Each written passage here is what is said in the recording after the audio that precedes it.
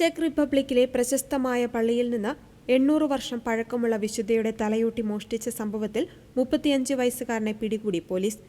വടക്കൻ ചെക്ക് റിപ്പബ്ലിക്കിലെ ജബ്ലോൻ വി പോഡ്ജസ്റ്റഡയിലുള്ള Saint Lawrence and Saint Zdislava ബസിലിക്കയിൽ നിന്നാണ് വിശുദ്ധ സിഡിസ്ലാവയുടെ തിരുശേഷിപ്പ് മോഷ്ടിക്കപ്പെട്ടത്.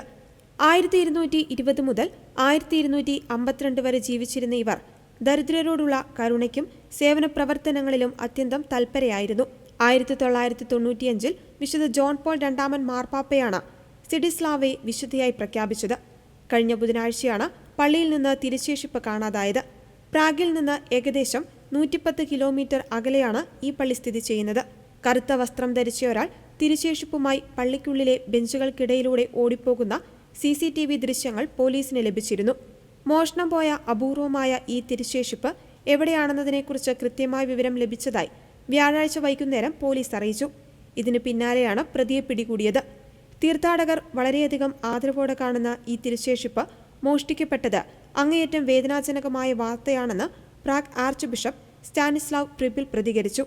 നിലവിൽ പ്രതിയെ പോലീസ് ചോദ്യം ചെയ്തു വരികയാണ്. വിലമതിക്കാനാവാത്ത ഈ തിരുശേഷിപ്പ് ഉടൻ തന്നെ പള്ളിയിൽ തിരികെ എത്തിക്കുമെന്നാണ് സൂചന.